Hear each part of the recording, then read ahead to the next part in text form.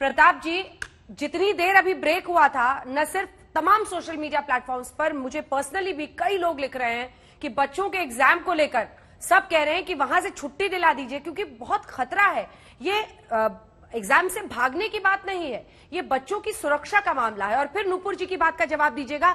आप लोग रो रहे हैं भेदभाव और सौतेला व्यवहार, वो कह रही हैं कि वैक्सीन बर्बाद क्यों होने दिए पहले।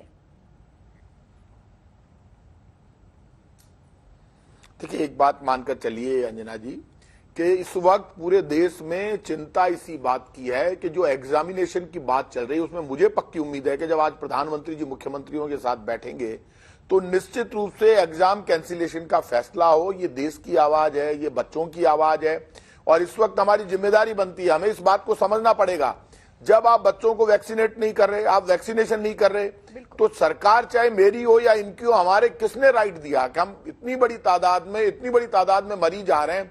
पहले से भी खतरनाक लहर आ चुकी है। हम जब पिछली बार लॉकडाउन करके इस लड़ाई को लड़ रहे थे, जब हम लॉकडाउन नहीं करना चाहते क्योंकि लॉकडाउन करना बहुत मुश्किल काम है, स्कूल बंद करनी पड़ेगी, एग्जाम बंद करने पड़ेंगे, तय करना पड़ेगा, एक नीति बनेगी और पूरी कंट्री में एक आवाज उठे, कॉलेज, यूनिवर्सिटी, बच्चे, स्कूल सब बंद हो, एग्जामिनेशन बंद हो।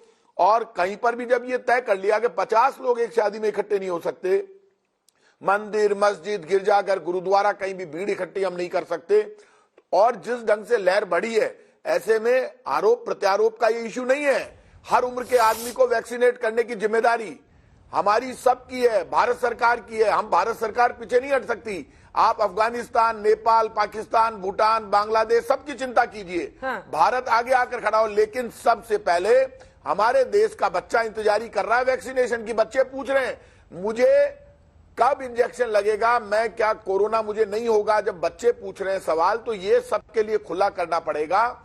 सबके साथ वैक्सीनेशन हो, पूरा परिवार जाए और वैक्सीनेशन को लेकर हमने थोड़ा इस बात को मानना पड़ेगा, हम थोड़ा लेट हुए वैक्सीनेशन में। और जब अब वैक्सीनेशन शुरू हो गया तो हर उम्र के आदमी को लगे। स्कूल, कॉलेज, यूनिवर्सिटी के एग्जाम हो, चाहे बोर्ड के एग्जाम हो, वो कैंसिल हो और सब जगह एक नीति बने, एक भारत सरकार। आज मुख्यमंत्रियों के साथ जब प्रधानमंत्री जी बैठे तो ऐसा डिसीजन लेकर बैठे, ऐसा डिसीजन आए कि पूरे देश के समझ में आ जाए कि अब कोरोना को हराना है और हम मॉडल कंट्री बने पूरे देश, पूरी दुनिया में, कि आज भारत ने बड़ा फैसला लिया और फिर भारत को फॉलो करे पूरी दुनिया। लेकिन वैक्सीनेशन के मामले में स्वीकार करना चाहिए कि स्टेट्स में यदि प्रॉब्लम आ रही है तो उस प्रॉब्लम को दूर करना भारत सरकार की जिम्मेदारी है। पहले भारतवासियों को वैक्सीनेट कीजिए, उसके बाद पूरी दुनिया को संभालिए। मैं अनिल विज साहब आपके पास आ रही हूँ, लेकिन उससे पहले अखिलेश प्रताप सिंह जी का भी एक सवाल जल्दी से जोड़ लेते हैं, फिर आपसे जवाब देंगे। अखिलेश प्रताप सिंह जी, सवाल वही है जो आपने सुना होगा, इससे पहले केंद्रीय मंत्री भी कह रहे थे, नुपुर जी भी कह रही हैं। इन लोगों का कहना है कि बर्बादी हो रही है। शुरू में अगर सही तरीके से स्ट्रीमलाइन होता तो सही रहता, और इंतजार कीजिए, प्रधानमंत्री तो अभी बैठक लेने ही वाले हैं, अब 6:30 बज गए हैं, शुरू हो रही होगी बैठक।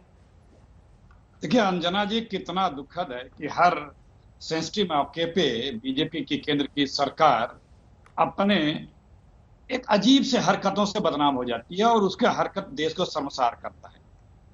कोई प्रदेश की सरकार यदि कह रही है कि मेरे पास 3 दिन की या 2 दिन की या 1 दिन की या 5 दिन की वैक्सीन है, तो उसको चोर बता करके और अपने आप को कोतवाल बता करके कहने इस तरह की आरोप ओछी बातें करने से क्या जाता है।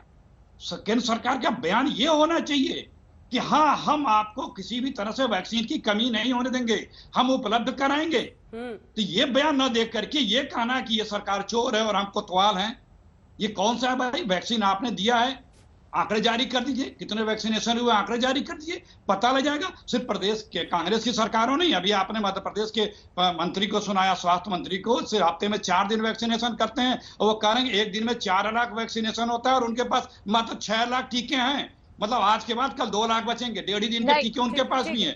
तो ये खुद मध्य प्रदेश के मंत्री ने, स्वास्थ्य मंत्री ने कहा। विश्वास सारंग जी से वो सवाल पूछ रहे हैं, पर विश्वास सारंग जी जवाब दे दीजिए। सरकार को नुपुर जी आ रही, नुपुर जी एक सेकंड आ रही हूँ, पक्का आ रही हूँ। हम वैक्सीन की कमी नहीं होने देंगे, वो सीधा आपसे सवाल पूछ रहे हैं। विश्वास झूठ बोल रहे हैं अंजना जी, हाँ झूठ बोल रहे हैं अंजना जी, अखिलेश जी को सुनने में थोड़ी दिक्कत है। मैंने ये नहीं बोला, मैंने बोला है कि हमारे पास सफिशिएंट वैक्सीनेशन के डोजेज हैं। हमें 10 और 11 तारीख को 36 लाख फिर से डोज मिलने वाले हैं। अखिलेश जी पूरी बात सुने, केवल बड़े ध्यान से सुनता हूँ, राजनीति मैंने करना। बात सुनी है। और अखिलेश जी ये बता दीजिए ना, अभी तो आपके वीडियो नेता निकलवा, ये बोलते चलवा हैं दीजिए, कि रिप्ले करवा दीजिए अपने बयान, अपने बयान तो ये रिप्ले बोलते करवा हैं- दीजिए। अरे भैया नहीं, सुनिए अखिलेश ना जी, पूरी अखिलेश जी बात। ठीक नहीं अरे है, तो आप- आपने अपनी बात कही, अब जवाब सुनिए सर। मंत्री जी पूरी जवाब बात दे रहे हैं, सुनिए, मंत्री जी मैंने को क्या जवाब बोला? देना प्लीज अखिलेश। मैंने आपसे क्या बोलिए बोला? विश्वास। मैंने बोला रोज हमारे को 4 लाख डोजेज लगते हैं, कल के लिए हमारे पास 6 लाख डोज है, हमें फिर से 36 लाख डोज मिलने वाले हैं। आप बात सुन नहीं रहे हैं, बिना सुने हुए राजनीति कर रहे हैं। मैं फिर रिपीट कर रहा हूं, हमारे पास हमें रोज 3.5 से 4 लाख डोज हम लगाते हैं। 6 लाख डोज आज हमारे पास हैं। परसों 10 तारीख को हमें फिर से 36 लाख डोज मिलने वाले हैं। आप बिना समझे, बिना सोचे, बिना सुने केवल राजनीति कर रहे हैं। और आप यदि राजनीति करना चाहते हैं तो पहले आप उन नेताओं की बात करिए जो कांग्रेस के नेताओं ने और विपक्ष के नेताओं ने कहा था कि ये नकली वैक्सीन है। और यहाँ पर मैं सुन रहा हूँ बहुत सारे स्वास्थ्य मंत्री कह रहे हैं कि हम राजनीति नहीं कर रहे, और दूसरी बात ये कह रहे हैं कि हमें वैक्सीन की कमी मिल रही है।